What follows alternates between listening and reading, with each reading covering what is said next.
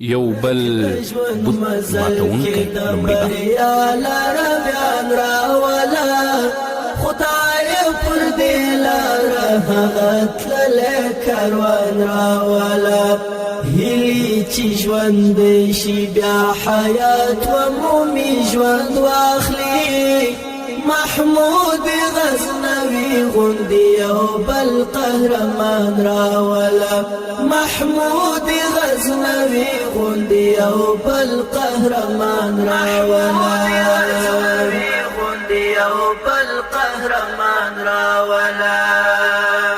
ټوټې چې څو منات کړې پر گزار د خپلو تورو ټوټې چې څو منات کړې پر گزار د خپلو تورو. السلام علیکم ورحمت الله وبرکاتو. د فکري جوړښت درنو او قدرمنو اوریدونکو په دې هیله چې روغ او جوړ به یاست، الله رب العزت مو خوشحاله لره.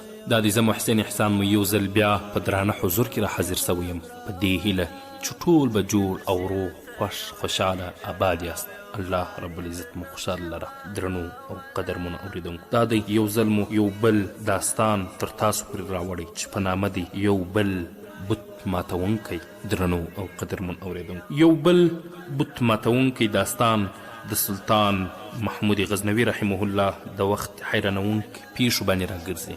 دا داستان مو ولې انتخاب کړئ؟ په هکله یوه خبره کوو. تر ټولو لوی خیانت دا شوی دی چې د سلطان محمود غزنوي شخصیت او جهاد خلکو ته په غلط شکل او صورت کې وړاندې کیږي، او د هغه تاریخ د دشمنانو لخوا څخه مسخه او تبدیل شوی. په مکتبونو کې چې کوم تاریخ لوستل کیږي په هغه کې د سلطان محمود غزنوي د 19 بریدونو یادونه شوې ده، او په هغې کې زده کوونکو ته دا ښودل کیږي چې محمود غزنوي یوازې د لوټ او تالان لپاره هندوستان ته تللو، او کله به یې چې مال او دولت ښه زیات راټول کړ بیرته به غزني ته ولاړ. د دې خبرې د باوري کولو لپاره به دا دلیل وړاندې کولو چې که هغه لوټ او تالان نه کولو نو ولې په هندوستان باندې حکومت نه کاوه، او هغه یې د تل لپاره د خپل حکومت برخه نه ګرځوله، لکه چې د هغه څخه وروسته اسلامي فاتحانو همدا کار وکړ. درنو او قدرمنو اوریدونکو، دا چې حقیقت څه و انشاء الله د کتاب په اوریدلو سره به موږ او تاسو ټولو ته څرګنده شي. کتاب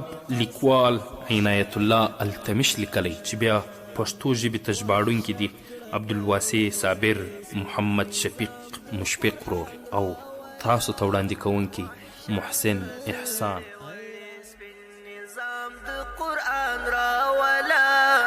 محمود غزنوي غوندې یو بل قهرمان راوله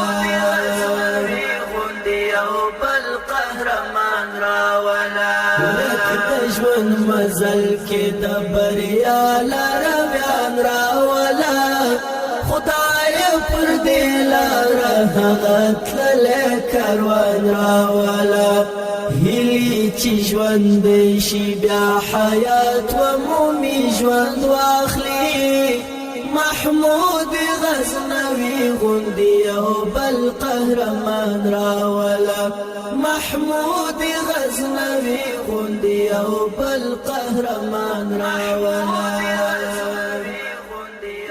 درنو او قدرمنو اوریدونکو، راځو تر سریزې تیریږو په ناول یا داستان شروع کوو. یو بل بت ماتونکی پیدا شو په 350 هجري کال د محرم د میاشتې په 10 تاریخ، یعنی د عاشورا په مبارکه ورځ چې د عیسوي کال د 971 د نومبر د لومړۍ نیټې سره سمون خوري، د رسول الله صلی الله علیه وسلم د امت هغه مجاهد شخصیت وزیږید چې وروسته بیا د بت ماتي او بت شکن په نامه سره یاد شو. دا مجاهد شخصیت سلطان محمود غزنوي و. سره له دې چې 10 پیړۍ تیرې شوې، خو بیا هم د سلطان محمود غزنوي نوم او هغه پیغام هم ژوندی دی، کوم چې سلطان محمود غزنوي له ځان سره هندوستان ته وړلو. هغه وخت چې هندوستان کوپرستان و، په دې هیواد کې برهمن او د هغوی شلخي خدایان واکداران و. دا هغه پیغام کوم چې الله جل جلاله د حرا په غار کې رسول الله صلی الله علیه وسلم ته رالېږلی و. دا پیغام یوه شمع وه کې د حرا په غار کې هغه ته رڼا ور وبښل شوه او هغه دا چې لا اله الا الله محمد رسول الله د الله جل جلاله څخه پرته بل څوک د عبادت وړ نشته او محمد صلی الله علیه وسلم د الله جل جلاله رسول او پیغمبر دی او دا چې هیڅ انسان په بل انسان خپل ځانګړی او ذاتي حکم نشي چلولی د سلطان محمود غزنوي نوم ژوندی دی لوی او ستر پیغام ژوندی دی سومنات شاهد دی د هندوستان هغه ټول درمسالونه شاهدان دي کوم چې سلطان محمود غزنوي د هغوی بوتان مات بهر غورځولي او د هغوی عبادت کوونکو ته یې ویلي وه چې د خاورې او ډبرو څخه جوړ شوي بوتان حقیقي خدایان نشي کیدی په دې بوتانو کې د الله جل جلاله یوه ذره ځواک او توان نشته هغوی ته تاسې ووایئ چې خپل مات شوي ځانونه جوړ کړئ او زما بدن ټوټې ټوټې کړې نه بوتان خپله جوړ شول او نه د محمود غزنوي بدن ټوټې ټوټې شو محمود غزنوي د دې مات شوو ټوټو د پاسه خپل لشکر تیر کړ سپاره هم او پلي هم هغه په تانیسیر کې هم همدا کار وکړ په سومنات کې همداسې وکړل د برهمنانو شلخي خدایان د اسلامي لشکر تر پښو لاندې د خاورو او شګو بسري او زرې وګرځېدې بیا وروسته چې سلطان محمود په غزني کې وفات شو نو د هندوستان د درمسالونو زنګونه او ګونګوریګان یو ځل بیا وګړنګېدل او برهمنانو د مات شوو بوتانو پر ځای نوي بوتان جوړ کړل پوره 1000 کاله وروسته یعنې په 1971 میلادي کال کې د همدې هندوستاني بتخانې څخه دا اواز پورته شو چې موږ د اسلامي زړورتیا او کلتور بت مات کړ په تیرو څو کلونو کې زموږ ډیر مهم شان مات او له منځه ولاړل لکه د ایمان حیثیت د وقار او عزت حیثیت د کلتور او فرهنګ حیثیت او د رسول الله صلی الله علیه وسلم د امت د وحدت حیثیت او ویاړ ټول ختم او له منځه ولاړ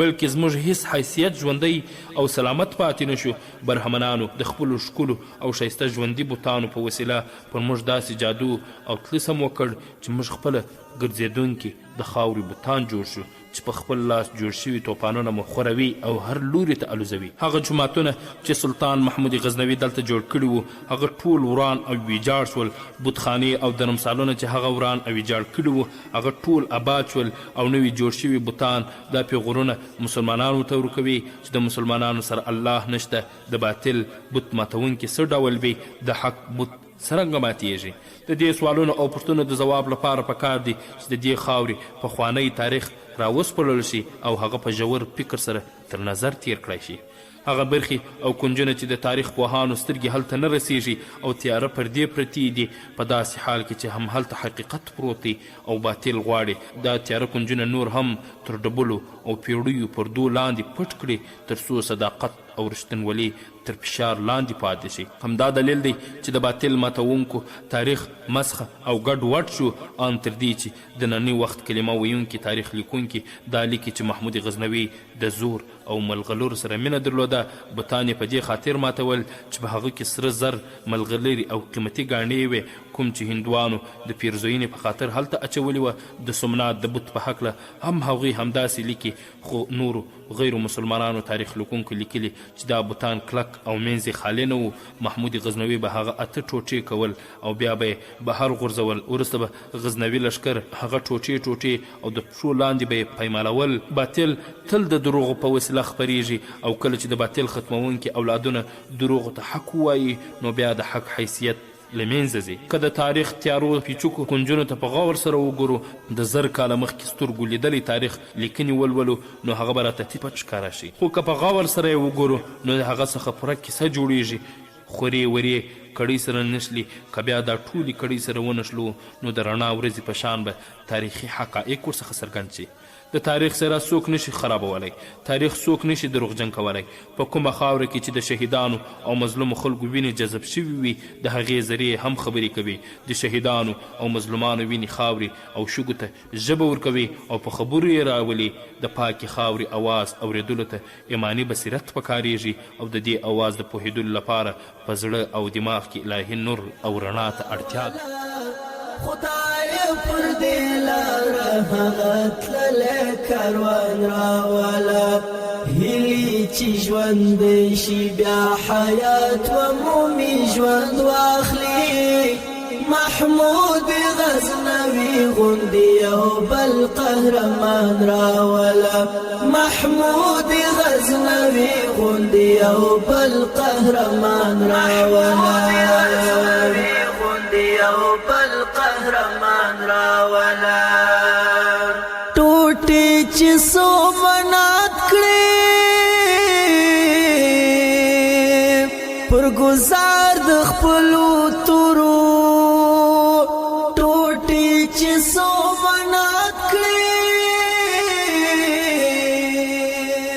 پر گزار د درنو قدرمن اوریدونکو که د ایمان بصیرت او په زړه کې د الله جل جلاله نور نه وي نو موږ به د الله جل جلاله په هغه مخلوق کې حساب شو چې تل رټل شوی او له رحمت څخه بې برخې دی د کومو په هکله چې قرآن مجید فرمایي موږ د هغوی په غوږونو کې دروندوالی ایښی دماغونه مو وربند کړي د هغوی لپاره په دنیا کې ذلت او رسوایي په آخرت کې ورته د اور عذاب دی الله جل جلاله پوهیږي چې هغه عذاب څومره ډارونکی او سخت دی د 940 عیسوي کال څخه 3 کاله مخکې یا وروسته پیښه ده چې په ایران باندې د نوشیروان عادل حکومت له پیړیو څخه ختم او د عدل حکومتونه هم له ډیرې مودې څخه نادرکه وو په هغې خاورې باندې اوس د داسې خلکو حکومت راغلی و چې د عدل او انصاف سره یې دښمني د ظلم او تیري سره یې دوستي او محبت و هغوی ځان پاچایان ګڼل او عام خلک یې خپل غلامان بلل د غلام ګرځولو طریقه دا وه چې عدالت او انصاف ختم او پر ځای یې بېعدالتي او ظلم پیل شي عوام وږي او بربند وساتل شي هغوی ته د خبرو وخت او اجازه ورنه کړای شي او خولې یې بندي شي هغه چاته هر څه ورکړل شي چې د دوی په ګټه وي د سټمنسو چاپلوسانو ډلې را پیدا شي سلاکاران او مشاوران د همدې چاپلوسي ډلې څخه غوره کړي نور انسانان تګلاسي او داسې حالت ته ورسوي چې د سپي د خولې څخه هډوکي وتښتوي او هغه بیا د خپلو بچو په خوله کې واچوي د ایران باچا او واکمن عدالت او انصاف د خپل هیواد څخه وویستلو او د عدالت نال شوي نیالګي یې له ریښو څخه وویست او لرې یې وغورځوه دې واکمن د نوشیروان کورنۍ له ایران څخه ویستلو او وطن خوشي کولو ته یې مجبوره کړه چې بالاخره هغوی وطن پرېښودلو او هرې خواته خواره شول هر لوري ته یې چې مخه شوه په همهغه لوري ولاړل د ګزارې کولو لپاره ټوله کورنۍ خوره واره شول ډیر پکې مړه شول ځوانان زاړه او کوچنیان ځوانان شول ډیر نسلونه راغلل او له منځه ولاړل یو ښکلی او ښایسته ځوان قرار الحکم بن قرار الارسلان د وخت او ژوند تېرولو لپاره د بخارا د یو ځنګل څخه د تېرېدو په حال کې و تر څو یو نوي ځای د ځان لپاره غوره کړي په لاره کې ستړی او ستومانه شو د یوې ونې لاندې کېناسته او دمه یې جوړه کړه شاوخوا ګڼې ونې او ګن ځنګل و د ونو تر شا د کوچنیانو د لوبو او خندا اوازونه واورېدل قرار الحکم پوه شو چې دا به د کوچیانو ماشومان وي همهغلته سملاست او آرام پرېوت کوچنیانو په خندا او لوبو کې همداسې وړاندې تیر شول او چپوالی شو په دې چپوالي کې یو خوږ اواز را پیدا شو چې مقدس او سپېڅلی و کومې مېرمنې قرآن مجید په ترنم سره تلاوت کوه په هغه باندې لړزه راغله او ستړیا یې ختمه شوه تلاوت یې پرله پسې اورېده یو دم راپورته او ورخطا شو بیا د تلاوت په لوري په منډه شو د ونو څخه راوګرځېده او هغو دوو خیمو ته ورغی چې د پیوندونو څخه جوړ شوي وې د یوې خیمې مخې ته یوې پیغلې قرآن مجید تلاوت کوه هغه د خپل خوږ اواز په شان زړه راښکونکې او ښایسته وه دوه بوډاګان لرې ناست او پړي یې جوړول څو ښځې او 2-3 نارینه نور هم هلته موجود وو کله چې هغوی قرار الحکم ولید نو د ټولو پام ور واوښت هغه د ټولو منځ ته ورغی لومړی یې سلام پرې واچوه او بیا یې خلکو ته مخ واړوه او ویې ویل ستاسې دې لور د قرآن مجید یو آیات غلط ولوست که ستاسې اجازه وي زه به یې غلطي ونیسم او اصلاح به یې کړم هغې وویل ضرور یې ونیسه زموږ پام نه و چې کوم ځای غلط ولوست قرار الحکم ورته وویل داسې ښکاري چې تاسې ټول مسلمانان یاستئ هغوی ځواب ورکړ هو موږ الحمدلله مسلمانان یو قرار الحکم د پیغلې سره په ځمکه کېناست هغې سر راپورته کړ او بیا یې قرآن مجید بند کړ وروسته یې خپلو شا او خوا ناستو خلکو ته وکتل تر څو معلومه کړي چې دا نااشنا څوک دی قرار الحکم پیغلې ته وویل قرآن مجید خلاص کړه تا یو ځای غلط ولوست پیغلې په تلاوت پیل وکړ هغې یو ځل بیا آیات شریف غلط ولوست قرار الحکم هغه ځای ورته په ګوته کړ او غلطي ورته اصلاح کړه. بیا یې د انجلۍ څخه وپوښتل چې څه لولې د هغې په مطلب پوهېږي؟ هغې ځواب ورکړ هو لږ پرې پوهېږم. بیا د غلطۍ په اصلاح کولو د هغه څخه په سترګو کې مننه وکړه. پیغلې ورته وویل زموږ سره یو مشر اوسېده، هغه به ماته د الله جل جلاله کتاب قرآن مجید یادولو او په معنا باندې یې هم پوهولم، خو مار وچیچلو او مړ شو. اوس زه په ځینو برخو کې پوهېږم او په ځینو نه پوهېږم. قرار الحکم ورته وویل زه اوس د همدې آیاتونو مطلب درته وایم. بیا ورته د قرآن مجید د آیاتونو ژباړه پیل کړه چې دا رنګ وه. ابراهیم علیه السلام یاد کړه، بېشکه هغه رښتینی پیغمبر و. هغه خپل پلار ته وویل تاسې د داسو شانو عبادت کوئ چې څه نه اورېدلی شي او نه خبرې کولی شي او نه ستاسې څه کار کولی شي. ما ته داسې علم راکړل شوی دی چې تاسې ته نه دی درکړی شوی. تاسې زما سره شئ، زه به نیغه او مستقیمه لار در وښیم. بیا قرار الحکم جلۍ ته وویل مخکې وګوره چې څنګه فرمایي. کله چې ابراهیم علیه السلام د هغو خلکو او بتانو څخه جدا سو کوم چې دوی یې عبادت کوه، نو موږ ورته اسحاق علیه السلام او یعقوب علیه السلام ورکړل او ټول مو پیغمبران وګرځول. قرار الحکم وویل آیا ته د دې کیسې څخه خبره یې چې څه ډول وه؟ هغوی د بتانو عبادت کوه، د هغوی څخه به یې خپل مرادونه پوره کول غوښتل، حال دا چې د عبادت وړ او لایق او د مرادونو پوره کوونکی یوازې الله جل جلاله دی. هغه وویل کافران او مشرکان په خپل لاس بتان جوړوي، بیا د هغه عبادت کوي او د همهغه څخه خپل مرادونه غواړي، حال دا چې بتان نه اورېدل کولی شي، نه خبرې کولی شي، نه بل څه کار کولی شي، بلکې دومره کمزوري او عاجز دي چې د خپل ځان څخه مچان هم نشي شړلی. او که څوک ورڅخه یو شی وتښتوي د هغه د اخیستلو توان هم نه لري، نو د داسې ناتوانه کمزورو ړندو او ګونګو شانو عبادت کول او د هغوی څخه خپل مرادونه غوښتل بېعقلي ده. او دا د انسان لپاره د شرم خبره ده چې د عقل څښتن انسان دومره بېعقل شي چې د کاڼو، ډبرو او خاورو څخه په خپل لاس جوړ شوي بتانو ته سجدې کوي.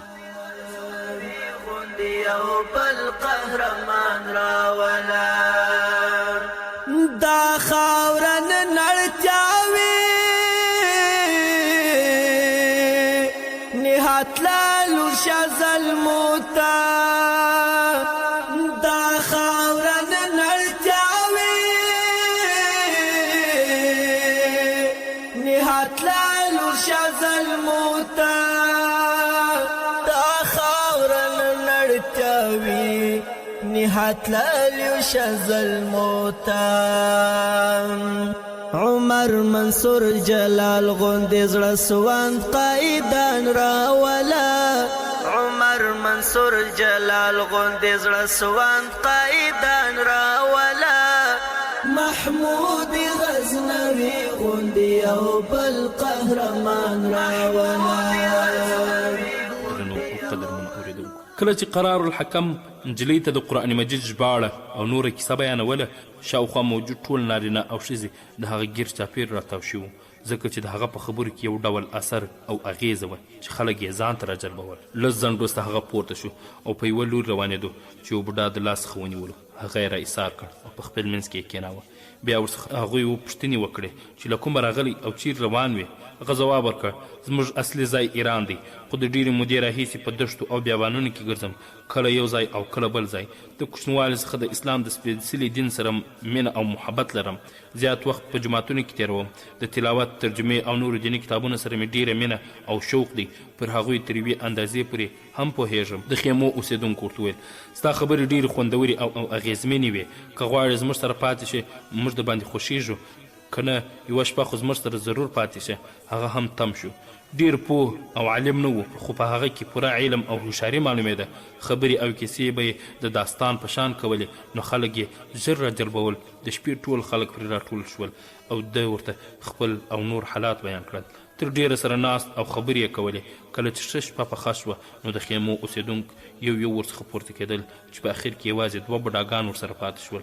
څرنګه چې هغوی د ده تر اغېزې او تاثیر لاندې راغلي وه، نو هغه ته یې په کلکه وویل چې باید زموږ سره همدلته پاتې شي. ستا خو هسې هم څوک نشته او زموږ همداسې ځوانانو او سړو ته اړتیا ده. په دې پاتې کېدو کې هم ستا خیر دی او هم زموږ. 2 بوډاګانو بیا ورته وویل دلته زموږ ټول نارینه د ودونو خاوندان دي او دا پیغله نجلۍ چې تا ورته قرآن مجید وښوده دا بې واده ده. موږ ته مناسب سړی په لاس نه دی راغلی چې ور یې کړو، نو که ته پاتې شې همدا به درته په نکاح کړو او زموږ د کورنۍ یو غړی به شې او ټول به سره ګډ ژوند کوو. قرار الحکم ورڅخه وپوښتل آیا د دې څخه مخکې تاسې کوم بل سړی نه دی پیدا شوی چې دا مور کړی وای؟ آیا زه لومړی سړی یم چې دلته راغلی یم که څرنګه؟ هغوی ځواب ورکړ ډېر راغلل او لاړل، هغوی ټول اخیستونکي وه، یو د بل څخه زیات نرخ ویلو. یو ځل موږ له یوه سره بیه او قیمت خلاص کړ او انجلۍ مور ته وسپارله، خو هغه ونه منله او خبره همهغسې پاتې شوه. په هغه وخت کې شتمنو او مالدارو خلکو د کوچانو او اطرافي خلکو لورګانې په لوړه بیه اخیستې او په کورونو کې به یې ساتلې، ځکه چې د اطراف میرمنې او پیغلې ډېرې ښکلې او ښایسته وي. دا خبره په هغو خلکو کې څه بدکار نه معلومېده او عام رواج و، هر چا به خپلې لوڼې او خویندې خرڅولې او خلکو به په بیه اخیستلې. قرار الحکم وپوښتل دې انجلۍ ولې دا خبره ونه منله او انکار یې وکړ؟ دا خو عام رواج دی او هیڅوک یې هم بده نه ګڼي. بوډاګانو ځواب ورکړ دا انجلۍ داسې خبرې او ویناګانې کوي چې موږ د هغې څخه ویرېږو چې پر موږ کوم مصیبت رانشي. هغه وایي چې ما په دې ځنګل کې یوه د روښانه څېرې والا سپین ږیرې ولیده چې ما ته یې ویل ته باید د کوم خاص سړي سره نکاح وکړې، په چا خرڅه نه شي، ځکه ستا څخه به داسې څوک پیدا شي چې نور خلکو ته به نیغه او سمه لاره په ګوته کوي. نو ځکه هغه وایي تر څو چې د نکاح والا او نیک سړی نه وي پیدا شوی زه په چا ځان نه خرڅوم، او که تاسې ما مجبوره کړي نو زه بیا ځان وژنم. موږ په همدې خاطر هغه اخیستونکو ته نشو ورکولی. دا زموږ شرط دی چې تاسې به زموږ سره پاتې کیږئ او هیڅ وخت به راڅخه نه جدا کیږئ. که دا شرط درته منظور وي نو بیا موږ نجلۍ تا ته په نکاح درکوو. قرار الحکم خپل دواړه لاسونه وښودل چې زه خالي لاس یم او هیڅ را سره هم نشته، نو بیا ماته نجلۍ څرنګه راکوئ؟ هغوی ورته وویل بس تا پاتې کېدل زموږ سره د دې نکاح لپاره کافي دي، ځکه چې زموږ به یو نارینه زیات او د دې نجلۍ حیا او پرده به هم خوندي شي. سبا د قرار الحکم او نجلۍ نکاح وتړل شوه او همدا د هغه واده و. نه پکې غوښې او کبابونه، نه پکې ډولونه او اتڼونه وه. قرار الحکم په لومړۍ ورځ هغې ته وویل چې زما څخه خو دې خلکو ستا په بدل کې خپله ازادي اخیستې او زه یې پابنده کړی یم چې دلته به اوسېږي. حال دا چې زه دا کار نشم کولی، که ته وعده کوې چې کله مو خوښه شوه نو دواړه به ځو. میرمنې ورته وویل ما د الله جل جلاله په نامه ستا سره نکاح کړې او زه ستا میرمن یم، کله چې ته وغواړې زه هرې خوا ته در سره ځم. په لومړي وار چې ته ما ولیدې نو ما ته په زړه کې دا خبر واچول شو چې که دا سړی تا وغواړي نو قبول یې کړه. بیا هغه ورڅخه پوښتنه وکړه دا خلک وایي چې تا په ځنګل کې کوم روښانه څېرې څښتن سپین ږیري لیدلی چې هغه تا ته ویلي چې ستا به زوی پیدا کېږي، هغه به خلکو ته لارښوونه کوي او بې لارې خلک به نیغې لارې ته برابروي. میرمنې ورته ویل هو همداسې ده، زما همدا ارزو او خواهش دی چې زما زوی یا زما لمسی داسې یو شخص شي چې خلکو ته نیغه لار ور په ګوته کړي او هغوی د خیر او نیکۍ لارې ته برابر کړي او په نړۍ کې داسې نوم وګټي چې بیا یې هیڅوک هم هیر نه کړي، بلکې په دنیا او آخرت کې نوم ولري. بیا د خاوند او میرمنې ترمنځ په ډېرو خبرو، مسایلو او رواجونو باندې بحث وشو او هر یو خپل خپل نظریات وړاندې کړل. خو په دې ټولو خبرو کې دا خبره ډېره جوته وه چې ښځه ډېره پاکه، دینداره او د یوه لوی فکر خاونده وه. ډېر لوی ارمان یې درلوده او د ټول انسانیت فکر ورسره و، سره د دې چې د یوه ځنګل اوسېدونکې او د یوه امي سړي لور وه. خو الله جل جلاله هغې ته دا لوی او پراخه نظر ورکړی و او د هغې ټول غم او فکر په همدې کې و چې الله جل جلاله به ورته داسې زوی یا لمسی ورکوي چې د انسانیت په خدمت او لارښوونه کې به نوم پیدا کوي او داسې نوم چې بیا به یې تر اخره وخته پورې څوک له یاده نه باسي.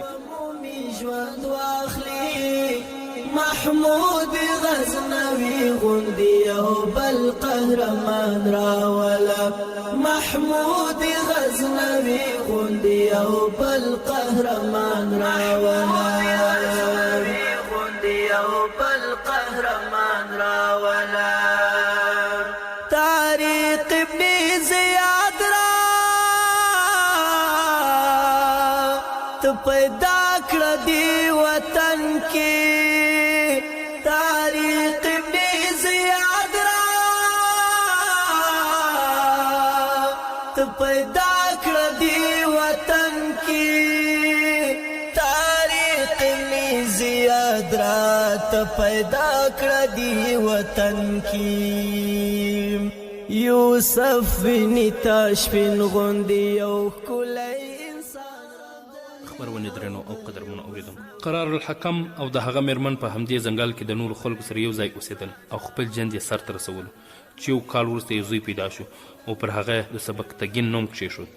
مور یې نور امید هم زیات شو چې چې دا کوچنی به په نړۍ کې نوم پیدا کوي او د خلکو لارښوونه او رهنمایي به کوي. نو د خپل زوی ورسره ډېر زیات غم پیدا شو او تل به یې په زړه کې ګرځېدل کوم داسې ځای ته ورسوي چې هلته سبق ووایي او د خلکو رهنمایي او لارښوونې ته ځان چمتو کړي. یو ځل قرار الحکم خپلې مېرمنې ته وویل چې زما خو خپله په دې ځای کې زړه نه دی تنګ او نه مې زړه غواړي چې د دې ځای څخه ولاړ شم، خو د خپل زوی په هکله را سره اندېښنه وي چې په داسې ځنګل کې به د ده راتلونکي څرنګه وي چې یو ورځ هم څوک ورڅخه نشي ډاډه کېدی. په دې خبره یې مېرمنې ډېر خوشحاله شوه او خاوند ته یې وویل زه اوس ډاډه شوم چې زما امید به پوره شي ځکه ستا سره هم د زوی غم پیدا شو. نو داسې به وکړو چې د دې ځای څخه به ووځو او بل داسې ځای ته به ولاړ شو چې هلته راته کسب او کار هم پیدا شي تر څو خپل زوی هلته وروزو. دواړو خبره سره پخه کړه، د کار او خاشاک په پلمه له خیمو څخه ووځو او بیا به په بل لوري ولاړ شو.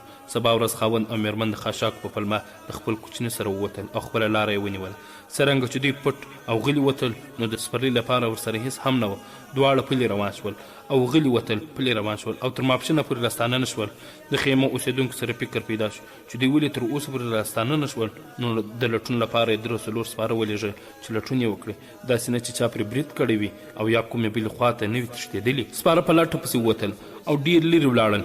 ګوري چې د سیند په غاړه ښځه او خاوند روان دي، ځکه هغوی دواړه غوښتل بلې سیمې ته ولاړ شي او هلته د زوی لپاره د ښوونې او روزنې شرایط برابر کړي. سپاره ورنږدې شول.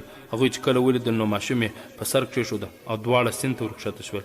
په همدې وخت کې سپاره ورسېدل او په چغو یې پیل وکړ چې راوګرځئ که نه دواړه به ووژل سي. ښځې او خاوند دواړه الله الله کول او له اوبو څخه پورې ووتل. سپاره هم ناامیده شول او بیرته ولاړل.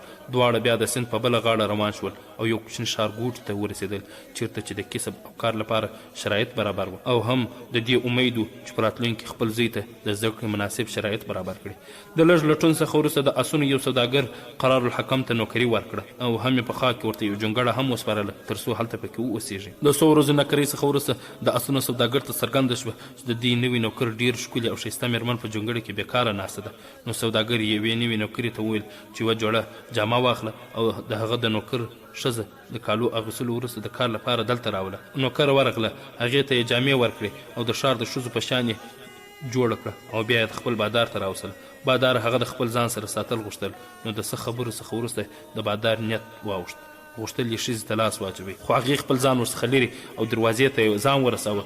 بیا یې بادار ته وویل د خدمت او نوکرۍ لپاره راغلی یم، ته بده اراده لرې، زه خپل خاوند لرم او د هغې سره بې وفایي نشم کولی. بادار ورته ډېرې سپورې ستخې وویلې او بیا د ترلاسه کولو لپاره هغې ته شنه باغونه وښودل، خو هغه په هېڅ صورت هم تسلیم نه شوه. بیا یې په اختارونو پیل وکړ او وویل ته به هم خاوند له لاسه ورکړې او هم به په خپل زوی پسې سرګردانه شې. هغې په ځواب کې ورته وویل که هر څومره ښځې زما خاوند ته ورکړې هغه به ما نه سترګې نه واړوي.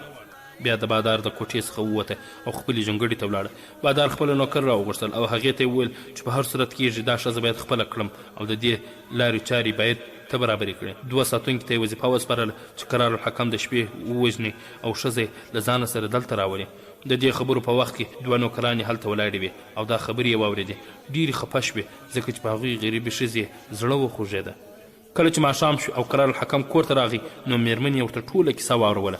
په همدې وخت کې د بادار د نوکرو څخه یوه نوکره راغله او د هغوی جونګړې ته ننوته او هغوی ته یې د خپل بادار شوم پلان واورول او دا یې ورته وویل چې څومره ژر کېدای شي باید له خپله کور څخه ووځي او لرې چیرې ولاړ شي. قرار الحکم سمدستي د خپلې مېرمنې او زوی سره یو ځای د سوداګر له جونګړې څخه په نامعلوم لوري ووت، په داسې حال کې چې زړه یې ستوني ته رسېدلی و. د څه سفر څخه یې وروسته خپلې مېرمنې ته وویل راځه بیرته همهغه خپل ځنګل ته ولاړ شو. خو مېرمن یې وویل د څه لپاره د هغه ځای راوتلي چې بیا ورشو. نو د یو ښار لاره یې ونیوله. د سوداګر 2 ساتونکي چې د قرار الحکم د وژلو لپاره ټاکل شوي هغوی بېغمه وو چې د شپې په اخري برخه کې به خپل کار سرته رسوي. نو ماښام یې ښه ډېر شراب وڅښل او بیا په نخرو اخته شول. کله چې د شرابو نشه کمه شوه نو تورې په لاس د جونګړې په لور روان شول. څرنګه چې هلته تیاره وه نو د یوې کوټې دروازه په قلاره خلاصه کړه او کوټې ته ننوت. بیا یې هلته قرار الحکم ته آواز وکړ خو هېچا هم ځواب ورنه کړ. یوې او بلې خوا ته یې لاسونه وهل خو په کوټه کې هېڅوک هم نه و. خپل بادار ته ورکړل او هغه یې په دې خبر کړ چې نوکر تښتېدلی. هغه یوې او بلې خوا ته هڅه وکړه خو څوک په لاس ور نه رغلل. قرار الحکم د خپلې مېرمنې سره بل ښار ته ورسېد او هلته د یو بل سره نوکري او مزدوري کول او ځان یې پرې ساتلو. د یوه ښار څخه بل ښار ته تللو او خپل ژوند یې تېراوه تر دې چې سبکتګین د 4-5 کلونو شو نو یو کلي ته ولاړ او هلته یې خپل زوی د یوه جومات د امام سره شاګرد او پخپله یې په کار پیل وکړ. د جومات امام په پوره مینه، محبت او اخلاص سره سبقتګین ته سبق او زده کړه پیل کړه، خو د هغه استعداد دومره اوچت و چې په لږ وخت کې ډیر زیات شان یاد کړل او د خپل استاد څخه به یې ډیر پوښتنې کولې. امام چې د هغه په استعداد او زیرکتا پوه شو نو مینه یې نور هم ورسره زیاته شوه. 4-5 کاله یې سبقتګین ته زده کړه او روزنه ورکړه، خو نور یې نشوی کولی چې د هغه پوښتنو ته ځواب ورکړي. نو ځکه یې د هغه پلار ته وویل چې نور زما توان نه رسیږي چې ستا زوی ته سبق ووایم. ښه خبره دا ده چې بخارا ته ولاړ شي او هلته د نورو اوچتو علماو څخه زده کړه پیل کړي. زه به د یو عالم په نامه لیک درکړم، عالم ته به دې معرفي کړم. په دې وخت کې د هلک عمر 10-11 کاله شوي وو، خو په دې کم عمر کې قرآن او حدیث پوره لوستلي وه. داسې خبرې به یې کولې چې لوی لوی کسان هم نشوی کولی.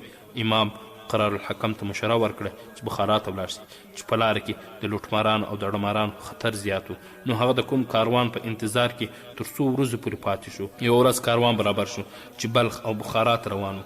هغه هم د خپلې میرمنې او زوی سره یو ځای په کاروان کې ورګډ او سفر یې پیل کړ. په لومړۍ شپه چې کله د کاروان خلکو د ماښام ډوډۍ وخوړله او لمونځونه یې ادا کړل، نو د ستړیا په سبب زر ویده شول. د خطر په خاطر یې 100 کسه پیرهداران ودرول چې نیمه شپه شوه. نو له یوه لوري د سپرو ترپا شوه او پیرهدارانو هرې خوا ته کتل پیل کړل. خو لوټماران او دړماران په ځغاسته راورسېدل او په کاروان یې برید وکړ. د خپرونې درنو او قدرمنو اورېدونکو، دا چې په راتلونکي کیسه وسپل انشاءالله په بله برخه کې به یې واورو. دا خپرونه ما محسن احسان چمتو او تاسو ته وړاندې کړه. در بیا چې تاسو په درانه حضور کې را حاضرېږو، تاسو ټول په لوی الله جل جلاله سپارو.